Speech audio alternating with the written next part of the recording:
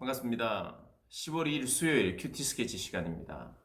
오늘 본문은 레위기 17장 10절로 16절까지의 말씀입니다. 오늘 본문이 이렇게 시작합니다. 이스라엘 집 사람이나 그들 중에 거류하는 거류민 중에 무슨 피든지 먹는 자가 있으면 내가 그 피를 먹는 그 사람에게는 내 얼굴을 대하여 그를 백성 중에서 끊으리니.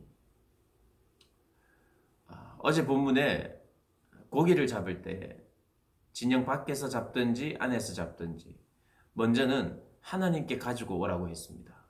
그래서 우리가 먹기 전에 특별히 이 고기는 귀한 음식 아니겠습니까? 그리고 잔치가 있을 때 나만 먹는 것이 아니라 또 다른 이들과 함께 나누어 먹는, 특별히 이제 화목제 때는 이게 많은 음식들을 함께 나누어 먹는 그런 제사니까 우리가 먹고 즐기고 기뻐하고 또 감사하고 하는 그 모든 일을 하기 전에, 또 뿐만 아니라 우리가 우리의 삶을 연장하기 위해서, 생명을 위해서 또 먹는 음식물을 취할 때 하나님 앞에서 우리가 먹고 마신다라고 하는, 내가 무엇을 하든지 항상 하나님이 함께 하시는, 음식에 대한 감사도 있어야 되겠지만 우선순위를, 그리고 내가 먹는 이유와 내가 사는 모든 이유가 먼저는 하나님 앞에 있다는 것을 기억하게 하기 위하여 하나님께서 이런 제도를 주셨다. 어제 그런 말씀을 드렸습니다. 그 먹는 것과 이어서 먹을 때에 피채 먹으면 안 된다. 피는 다 뺏어 먹어야 된다. 왜냐하면 피는 생명을 상징하는 것이기 때문에. 피는 생명을 상징하는 것이고, 또 피는 특별히 속죄 제물이 하나님 앞에 드려지는 이 대속의 의미에, 생명의 의미이기 때문에 이것은 함부로 먹지 마라. 누구든지 먹지 마라. 그렇게 이제 명하고 있습니다. 물론 이 피는 이 구약 시대의 이때를 살아가는 사람들이 피를 좋아했던 사람은 없을 거예요. 피만 일부러 막 따라가지고 피를 컵에 담아가서 이렇게 먹기를 좋아하고, 너무 좋아하다 보니까 하나님이 그것을 못 먹게 하거나 이런 일은 절대 아닙니다. 피는 우리가 본성상 피는 우리가 싫어합니다. 피를 좋아하는 사람은 정말 이상한 사람이에요. 피를 보는 것을 좋아하거나 피를 마시는 것을 좋아할 수가 없습니다. 그런데 우리가 싫어하는 일이에요. 그럼에도 불구하고 하나님께서 싫어하는 것이지만 그 누구든지 그것을 먹고 싶어서 먹는 사람은 없겠지만, 물론 그런 사람도 있을 수는 있으나 본성적으로 우리는 피를 싫어합니다. 그런데 하나님께서 이것을 금하고 이것을 먹을 경우에는 이스라엘 백성 중에서 끊겨지리라. 구원에서 이탈된다는 그런 의미입니다. 근데 그렇게 명하신 이유는 여기에 있는 것이죠. 먹고 싶은 사람에게 그걸 먹지 못하도록 그 유혹받기 때문에, 그것을 한번 먹으면 계속 먹기 때문에 이런 의미는 아니에요. 그럴 수는 없는 일이고, 피를 소중히 여기고 생명을 소중히 여기고 또 생명을 항상 생각하라는 거예요. 피 하면 생명이고, 이 피는 하나님께 드려야 한다. 생명은 하나님께 드림으로 하나님의 속죄로 말미암아 대속의 또 증표인 것으로 인해서 피를 먹지 마라 라고 하는 것입니다. 들짐승이 밖에서 찢겨 죽었거나 사냥을 해서 잡는 것 역시도 피가 남아있도록 하지 말고, 또 피를 땅에 흘렸다면 그것은 흙으로 덮어라, 이렇게 이야기합니다. 그게 지켜지지 않는다면 끊어질 것을 이야기합니다. 그래서 첫 번째, 우리가 피를 먹지 않아야 된다. 그것은 먹기 전에 하나님 앞에 가져가는 것은 물론이거니와 피는 생명을 상징하기 때문에 항상 피를 다 빼는 그런 의식들, 그것을 그렇게 하고 음식을 먹었다는 것입니다. 고기를 먹었다는 것입니다. 그런데 우리가 이 시대는 어떻게 되느냐? 피를 먹어도 됩니까? 안 됩니까? 피를 막 좋아해서 먹는 사람은 없을 거예요. 그럼에도 불구하고 피를 우리는 먹어도 괜찮아요, 지금은. 예. 그리고 우리의 음식에는 많은 경우에 피가 조금씩 섞여 있습니다. 고기에는 피를 완전히 다 빼고 완전히 다 빠질 때까지 기다렸다가 그렇게 음식을 해 먹잖아요. 피가 고기에 조금씩 섞여져 있어요. 그래서 고기를 구울 때 붉은 핏기가 있는 음식들이 그런 뭐 돼지고기든 소고기든 닭고기든 조금씩 배어 있어요.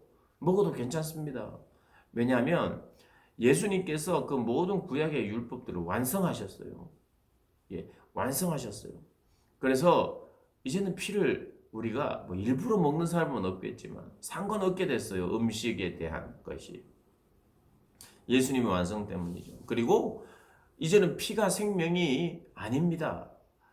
왜냐하면 생명의 피, 참된 피를 예수님께서 다 흘려주셨어요. 생명의 피를 우리를 위해서 다 주셨어요. 그래서 짐승의 피가 더 이상 대속을 상징하거나 속죄를 상징할 수가 없어요. 오직 예수 그리스도의 피.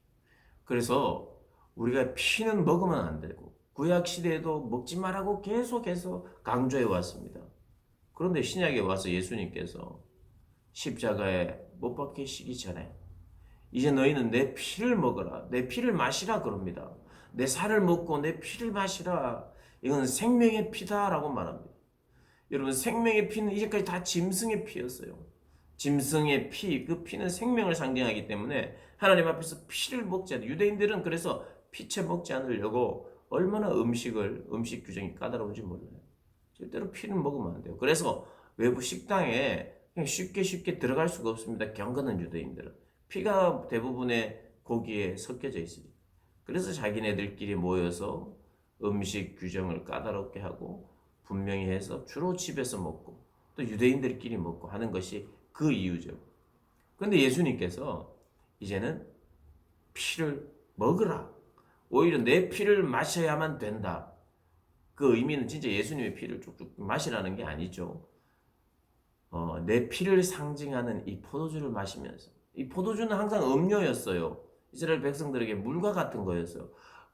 물 마시듯이 마실 때마다 그리스도의 피를 생각하고 생명의 피를 생각하라는 것이죠. 그래서 특별히 우리는 성찬식을 통해서 포도주를 받으면서 이것은 생명의 피.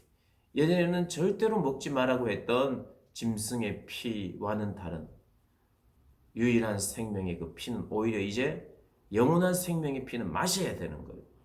예수님께서 마시라라고 말하죠. 이는 내 생명이, 내 피니 생명이라고. 영원한 생명을 누리고 또 구원을 얻기 위해서는 반드시 마셔야 하는 피가 예수의 피입니다. 예수님의 생명. 그래서 기독교는 피의 종교예요. 피를 말하지 않고는 결코 설명될 수 없는 종교입니다. 성경에도 피를 먹지 말라, 피에 대한 그런 구절들이 400회 이상 나옵니다.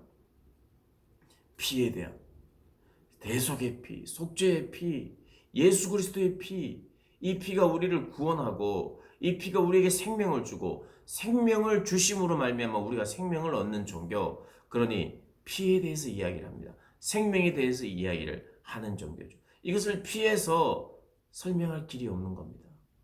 피는 섬뜩합니다. 우리가 피를 말하는 것을 좋아하지 않아요. 피를 보고 하는 것을 좋아하지 않습니다. 그러나 우리의 생명의 문제이기에, 구원의 문제이기에 피에 대한 설명과 피 주심, 생명 주심에 대한 구원하심에 대한 이 설명이 피로 가능하기에 이것은 피의 종교입니다. 그래서 요즘 이 시대를 살아가는 사람들이 피를 싫어해도 그 이야기를 듣기를 싫어해도 우리는 그게 초신자가 되었든 누가 되었든 예수 그리스도의 보혈을 증거하는 사람들인 것입니다. 그들에게 증거하면 그들이 섬뜩해 할 것 같지만 하나님의 성령께서 함께 하심으로 말미암아 우리에게 깨달음을 주실 때 그 피는 존귀한 피가 되고 거룩한 피가 되고 그것을 우리의 삶에 은혜로 받아들이게 되고 적용하게 될 때 영생을 얻게 되며 또 부활을 기다리게 되며 참된 구원의 백성, 끊어지지 않는 백성이 된다는 것입니다. 오늘 이 레위기 이 본문을 통해서 이 생명의 피를 묵상하는 한 날 되시기를 주님의 이름으로 축복합니다.